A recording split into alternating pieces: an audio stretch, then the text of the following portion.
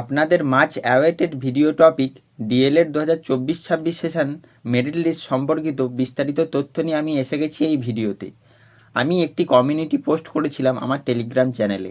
সেই চ্যানেলে বেশিরভাগ জনই জানতে চেয়েছেন যে ডিএলএড 2024-26 সেশনের মেরিট লিস্ট কবে প্রকাশিত হবে। তাই বহু প্রতীক্ষিত ভিডিও আজকে আমি বানাতে চলেছি। আজকে মেরিট লিস্ট সম্পর্কিত যাবতীয় তথ্য আমি এই ভিডিওর মধ্যে দিয়ে আপনাদেরকে জানিয়ে দেবো। এরপর আশা করি মেরিট লিস্ট সম্পর্কিত আপনাদের কোনো প্রশ্ন আপনাদের মনে বাসা বাঁধবে না। তো চলুন শুরু করি। আজকে আমি কতগুলি প্রশ্ন উত্তরের মাধ্যমে এই ডিএলএড মেরিট লিস্ট সম্পর্কিত বিস্তারিত তথ্যগুলি আপনাদেরকে জানিয়ে দেব। যেমন প্রথম প্রশ্নটি হলো, ডিএলএড মেরিট লিস্ট সেন্ট্রালাইজভাবে প্রকাশিত হবে নাকি আলাদা আলাদাভাবে প্রকাশিত হবে?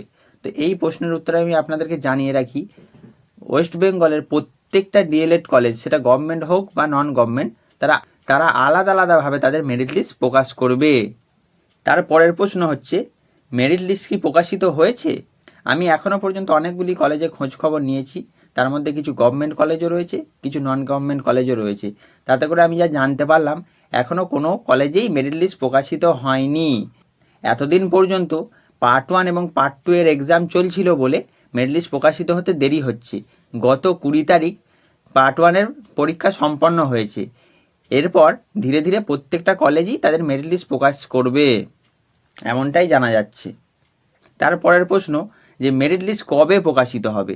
এবার দেখুন, আমি আপনাদেরকে বলে রাখি, এটা কোনো সেন্ট্রালাইজ প্রসেস নয়। তাই একটা নির্দিষ্ট দিনে যে পশ্চিমবঙ্গের প্রত্যেকটা কলেজে মেরিট লিস্ট প্রকাশিত হবে এ কথা সত্য নয়। প্রত্যেকটি কলেজ তাদের ইচ্ছা মতো তাদের ওয়েবসাইটে আলাদা আলাদাভাবে মেরিট লিস্ট প্রকাশিত করবে। সেটা আলাদা আলাদা দিনে হতে পারে, একই দিনে হবে এরম কিন্তু কোনো বাধ্যবাধকতা নেই। তারপর হচ্ছে মেরিট লিস্ট কীভাবে আপনারা চেক করবেন, তার জন্য আমি আপনাদেরকে বলে রাখি, আপনারা যে যে কলেজের জন্য আবেদন করেছেন সেই কলেজের ওয়েবসাইটগুলিকে একটি ফলো করবেন। যে কোনো দিন মেরিট লিস্ট প্রকাশিত হয়ে যেতে পারে এবং সেখানে প্রত্যেকটি কলেজ তারা তাদের ওয়েবসাইটে মেরিট লিস্ট প্রকাশ করে দেবে। তারপরের প্রশ্ন হচ্ছে যে আপনি যে সিলেক্টেড হয়েছেন সেটা আপনি কিভাবে বুঝতে পারবেন? আমি বলে দিই যে ফর্ম ফিল আপ করার সময় অবশ্যই আপনারা আপনাদের মোবাইল নাম্বার, ইমেল অ্যাড্রেস দিয়েছিলেন।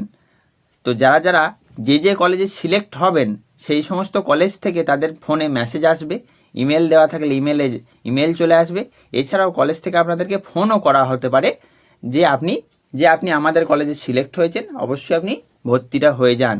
অর্থাৎ আপনি যদি মেরিট লিস্টে সিলেক্টেড হয়ে থাকেন সেই কলেজ থেকে অবশ্যই ফোন, SMS এবং জিমেল পেয়ে যাবেন।